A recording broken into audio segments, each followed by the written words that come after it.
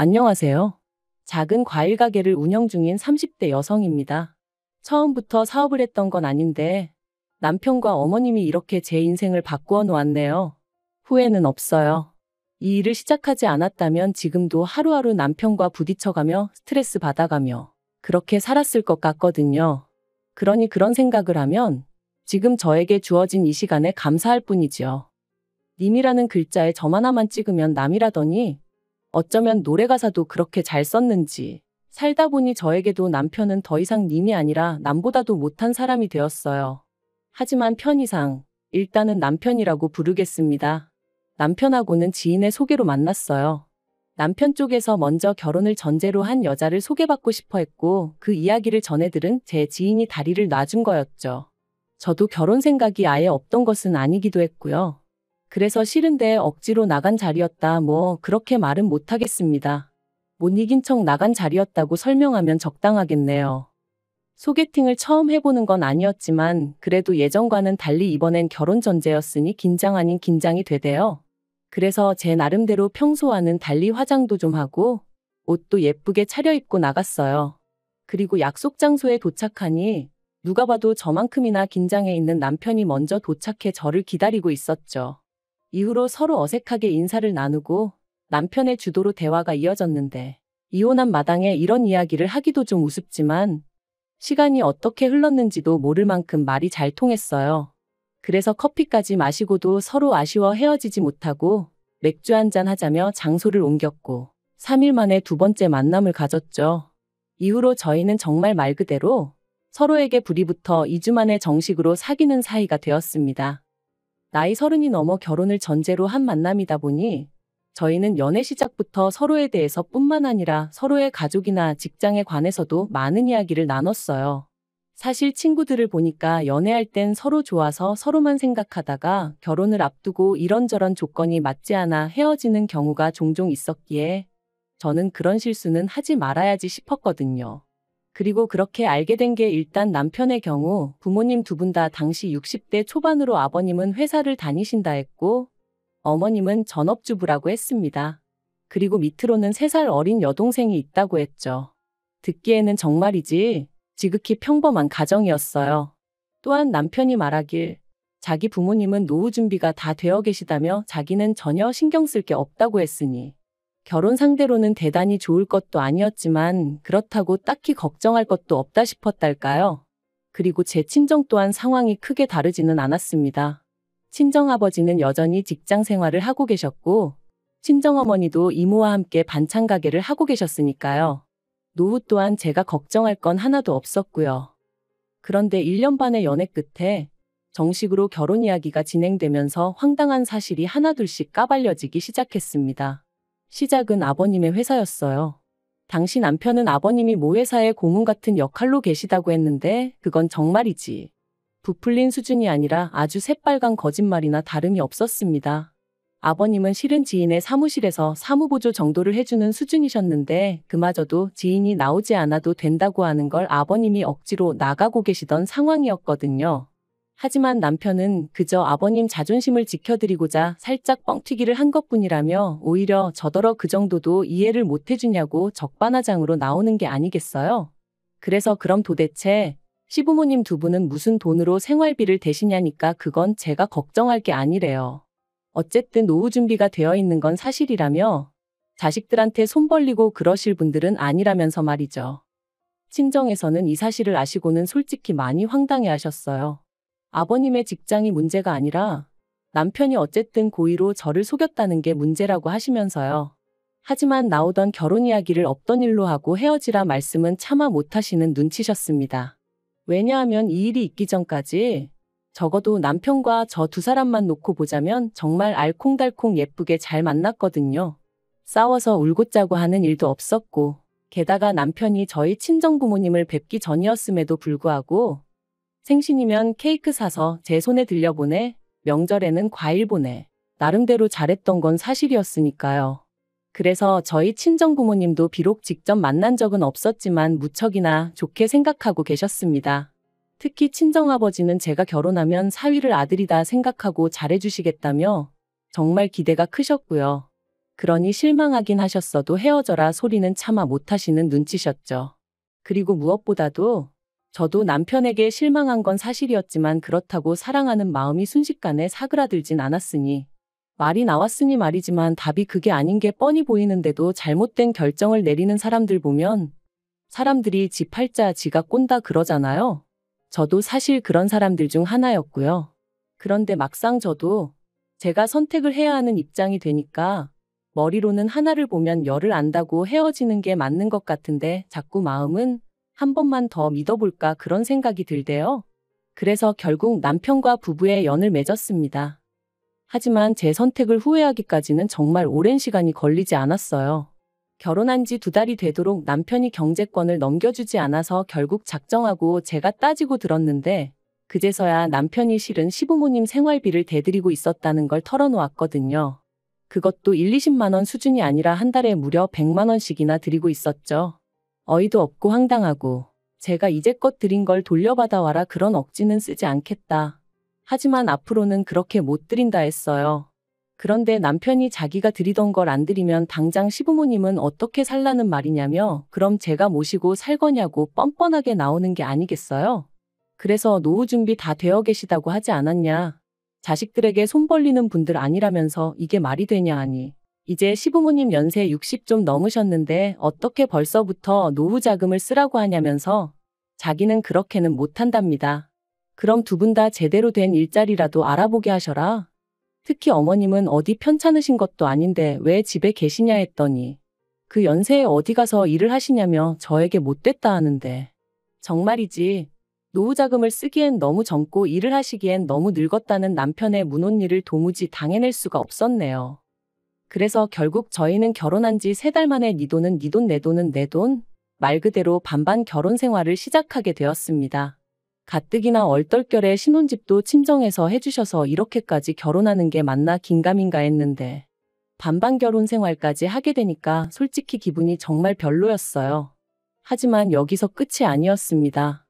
이제 와서 말이지만 아무리 사랑했던 사이라도 거짓말과 돈 문제로 자꾸만 부딪히니 마음이 빠르게 식어만 가더라고요.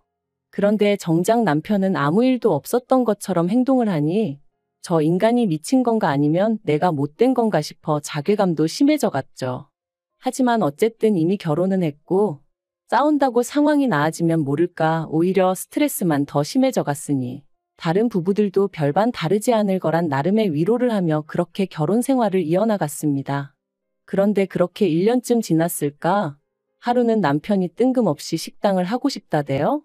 식당이라니 할 줄 아는 건 라면 끓이는 것밖에 없었으면서 말이죠. 제가 뜬금없이 웬 식당이냐 그거 아무나 하는 거 아니다 했습니다. 그런데 남편은 어디서 뭘 보고 그런 확신을 얻었는지 자기가 기똥찬 아이디어가 있다면서 자기만 믿어라 어쩌라 난리도 아니었어요. 하지만 장사도 돈이 있어야 하지 남편이 얼마나 돈을 모았을 것 같지는 않았거든요. 그래서 그래 당신 마음대로 알아서 해 했습니다. 말로만 저러다 말겠지 설마 뭘 어쩌겠나 싶었거든요. 그런데 제가 남편을 너무 과소평가했던 모양입니다.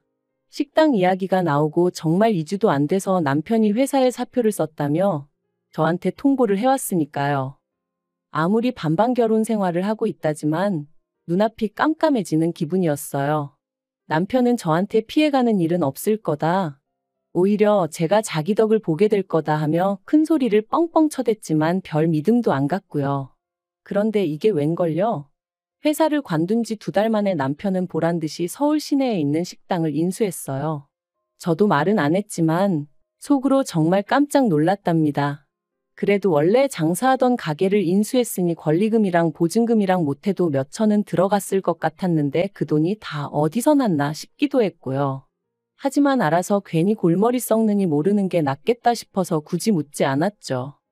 초반에는 남편이 나름대로 기합이 바짝 들어가서는 아침 9시에 나가 새벽 4시에 들어오는 생활을 이어갔습니다. 그리고 그런 남편을 지켜보면서 저는 하마터면 거의 감동할 뻔했어요. 하지만 역시나 반년도 되지 않아 남편은 언제 그랬냐는 듯 점점 풀어지기 시작했고 급기야는 가게 오픈 시간도 자기 멋대로 바꾸는 거예요. 그래서 제가 그렇게 장사하면 손님들이 찾아오겠냐 한마디 했더니 그럼 네가 한번 해보던가 하며 버럭 소리를 지르는 게 아니겠어요? 어이가 없었죠. 내가 지더러 장사하라 그랬나 괜히 멀쩡히 다니던 회사는 때려치고 왜 나한테 화풀인가. 사실 가게 열고 나서는 그래도 남편이 열심히 하는 게 안쓰러워서 생활비도 3번이나 안 줬는데 제가 아무 말 안 하고 그냥 넘어갔거든요. 얼마나 없으면 저러겠나. 못 주는 사람 속은 오죽하겠나 생각하면서 말이죠. 그런데 그런 저한테 미안해한다거나 고마워하는 기색은 없고 화풀이만 해대니 기도 안 차더라니까요. 그리고 급기야는 남편이 권리금이고 보증금이고 뭐고 모르겠다며 아주 배째라는 식으로 나오기 시작했습니다. 제가 미쳤다고 한두 푼도 아닌데 그런 소리가 나오냐니까 저더러 네 돈도 아닌데 무슨 상관이냐는 거예요. 그런데 더 어이가 없었던 건 남편이 그렇게 나오자 어머님이 난리셨어요. 알고 보니 남편 가게를 차려준 게 어머님이셨거든요. 어머님은 무려 8천만 원이란 당신 돈이 들어갔다며 그 돈을 저더러 갚으라셨습니다. 제가 어이가 없어서 저랑 상의를 하고 남편한테 빌려주신 것도 아닌데 그 돈을 왜 제가 갚아야 하냐고 저는 못 갚는다 했어요. 그리고는 남편더러 당신 어머니 돈인데 아깝지도 않냐. 정신 차리라 몇 번이나 어르고 달랬지만 도통 들어먹지를 않대요. 그런데 그 무렵 안 좋은 일은 몰려서 온다더니 제가 다니던 회사가 부도가 났습니다. 언젠가부터 흉흉한 사무실 분위기가 마음에 걸렸는데 결국 사장이 직원들을 모아놓고는 미안하게 됐다며 더는 방법이 있네 없네. 그리고는 대부분의 직원에게 해고를 통보했죠. 직원들 몇몇이 이렇게 나갈 수는 없지 않냐며 법적으로 한번 붙어보자고도 했지만 그게 말처럼 쉬운 일도 아니고 그래서 일단은 어떻게 상황이 진행되는지 알려달라 하며 저는 저대로 또 살 길을 찾아 나서야 했어요. 그리고 그런 와중에 남편은 하도 죽겠다며 사람을 보채대니 가게에 한번 나가봤는데 사실 그전까지는 자기 멋대로 결정하고 판 벌린 남편이 미워서 가게에 가본 적이 없었어요. 한창 남편이 열심히 하던 때는 방해가 될까 싶어 못 갔고요. 그래서 제대로 가본 건 그때가 처음이었는데 여길 왜 말아먹지 싶을 정도로 위치도 너무 좋고 한마디로 이해가 안 되는 거예요. 처음엔 당장 출근도 안 하겠다. 남편을 도와줄까 싶었어요. 하지만 정작 남편은 거의 포기한 상태로 무념무상인데 자칫하다간 저 혼자 독박 쓰게 생겼더라고요. 그래서 남편더러 정말 가게 접을 거냐 물으니 그럴 거라길래 그럼 나한테 팔라고 했습니다. 그러니까 남편이 그게 무슨 말도 안 되는 소리냐면서 팔고 자시고 할 게 어딨냐고 그냥 저더러 나와서 도와주면 되는 거 아니냐대요. 그렇게는 못한다 했습니다. 보나마나 당신은 나를 직원 부리듯 할 거고 어머님은 어머님대로 당신 돈으로 차렸다 하시며 온갖 생색을 내실 게 분명하다고. 그러니까 난 무턱대고 나와서 일 도와주고 그렇게는 못한다 했죠. 나한테 아예 전적으로 팔던지 아니면 접던지 당신 하고 싶은 대로 하라면서요. 그리고 저는 그렇게 어머님의 가게를 인수했습니다. 다만 저도 모아놓은 돈이 많던 건 아니었던지라 친정어머니에게 상의를 드리니 어머니가 당신이 인수하겠다 하셔서 저희 어머님 대 친정어머니 간의 거래로 이루어졌지요. 지금 생각해보면 저도 정말 무슨 깡으로 그랬는지 모르겠어요.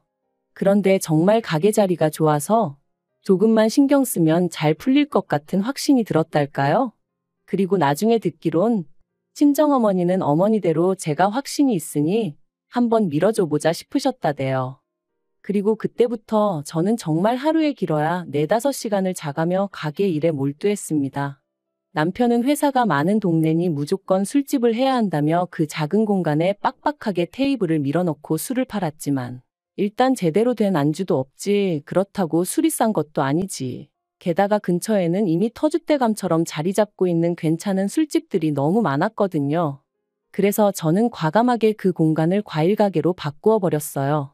저도 그랬지만 직장인들 대부분이 아침 먹을 시간도 없이 출근을 하는데 그럴 때 바나나라던가 사과 하나만 있어도 살 것 같거든요. 아무튼 나머지는 제 사업 비밀이라 더 말은 못하겠습니다만 과일가게로 바꾼 건 정말 신의 한 수였어요.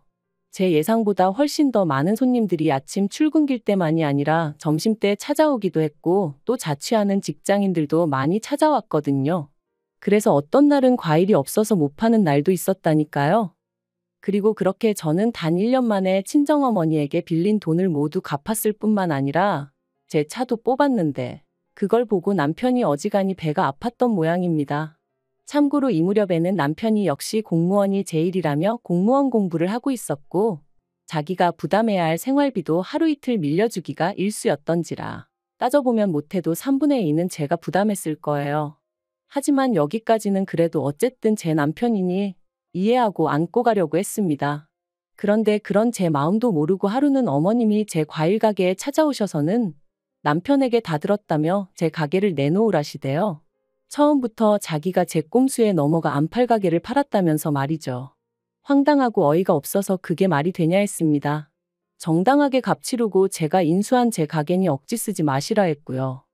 하지만 어머님의 억지에 이어 남편까지 저를 달달 볶기 시작했어요. 급기야는 한다는 말이 너는 이제 나름대로 노하우도 있고 그러니 어디 가서 새로 열어도 잘할 수 있지 않냐면서 자기도 자기지만 어머님이 저 때문에 얼마나 소가리를 하시는지 아느냐고 며느리가 돼서는 그러면 안 된다나요? 그리고는 며느리도 자식인데 어머님한테 효도는 못할 망정 이건 어머님 노후를 가로챈 거나 마찬가지네 어쩌네. 또 뭐라더라 자기가 언제까지 이렇게 공부를 해야 하냐. 자기도 집안에서 존경받는 가장이고 싶다. 아무튼 말도 안 되는 소리를 끝도 없이 늘어놓는데 언제까지 들어줘야 하나 미치겠더라고요. 한편 어머님과 남편이 아무리 뭐라건 제가 들은 척도 안 하니 둘 다 방법을 바꾼 건지 한다는 소리가 제대로 된 보상을 해달라대요. 그리고 그 보상은 바로 현찰 1억이었죠. 뜬금없이 무슨 1억이냐 말도 안 된다 하니 어머님이 말씀하시길 그 가게를 저희 남편이 계속 붙잡고 있었으면 1년에 1억이 아니라 2억을 벌었을지도 모르지 않냐면서 앞으로도 매년 1억씩 달래요. 기도 안 차서 어머님 아들이 말아먹을 뻔한 거 제가 살려놓은 거 모르시냐니까. 사람이 살다 보면 슬럼프가 올 수도 있는 건데 그걸 기다려주지 못한 제 잘못이랍니다. 그리고 남편은 가만히 있었으면 제가 이혼까지는 생각하지 않았을지도 모르겠어요. 하지만 입만 살아가지고 어머님 옆에 딱 붙어서는 엄마 말이 맞다는 둥, 제가 너무한다는 둥, 너는 우리를 가족으로 생각을 안 하는 거냐, 그렇게 악착같이 니 거 내 거 따져야겠냐? 정말 해도 너무한다 싶더라고요. 그래서 제가 남편하고 이혼을 하면 했지 가게는 못 넘겨준다 아주 딱 잘라 말했습니다. 그리고 그 말 한마디를 어머님은 아주 그냥 너 잘 걸렸다 싶으셨는지 꼬투리 잡아 돈독이 올랐느니 어쩌니 하시더니 남편더러 이혼해라 이혼해 그러시는 거예요. 아마 저를 겁주려는 게 아니었나 싶은데 저도 약이 오를 대로 올라 있었는데 그런 말이 뭐가 무서웠겠어요? 그리고 역시나 제가 눈 하나 깜짝하지 않으니 어머님하고 남편이 더 당황해 하더라고요. 그리고 저는 결국 지인을 통해 이혼 전문 변호사를 소개받았고 남편에게 이혼소장을 보냈습니다. 살살 어르고 달래서 협의 이혼을 할까 그 생각을 안 한 것도 아니었지만 아무래도 금전적으로 걸고 넘어질 게 분명해서 처음부터 깔끔하게 짚고 넘어가야겠다는 생각이었거든요. 아무튼 이후로 1년간의 지리한 싸움 끝에 저희는 완벽하게 남남이 되었어요. 어머님은 그런 와중에도 끝까지 위자료로 1억을 받아야 한다며 헛소리를 하셨는데 오죽하면 나중엔 남편 쪽 변호사가 그런 어머님한테 짜증을 다 내더라니까요. 그리고 이후로 저는 과일 가게를 하나 더 오픈해 지금은 비교적 덜 바쁘고 더 여유로운 생활을 즐기고 있습니다. 친정어머니의 서포트가 없었다면 아마 지금의 이 생활은 결코 누릴 수 없었을 테지요. 그래서 지금도 열심히 노력한 제 자신보다도 시작할 수 있는 용기를 주셨던 친정어머니에게 더 감사한 마음뿐이에요. 남편 소식은 원치 않아도 말 많은 지인 덕분에 조금씩 듣게 되는데 여전히 공무원 시험 공부를 하는 중이랍니다. 저희가 살던 집이 친정어머니 명의의 집이었다 보니 남편은 시댁으로 다시 들어갔는데 공부를 집에서 하는 통에 어머님도 신우도 죽을 맛인가 보다며 아주 지인이 혀를 차더라고요. 그러면서 저더러 저런 사람인 줄도 모르고 소개시켜 미안하다길래 아니라고 저도 한때는 좋은 사람이라 생각하고 결혼까지 했던 건데 누굴 탓하겠냐 그런 소리 하지 마시라 했습니다. 지금도 남편과 연애하던 시절을 생각하면 그리운 기억도 있고 솔직히 좋은 기억이 정말 많아요. 하지만 연애랑 결혼은 정말 다르다는 걸 이번 결혼 생활을 뼈저리게 느꼈네요. 왜 어른들이 그래서 양가 식구들도 살펴야 하고 가풍도 봐야 하고 수준이 비슷해야 한다고 말씀하시는지도 알게 되었고요. 아무튼 비싼 값 치르고 인생 공부했다 생각합니다. 아무것도 남지 않은 건 아니라 다행이라고 해야 할까요? 과거에 연연하지 않고 누군가를 너무 미워하는데 제 인생을 낭비하고 싶은 마음도 없어요. 지금처럼 앞으로도 저와 저를 응원해주는 사람들에게 감사하며 하루하루 열심히 살겠습니다.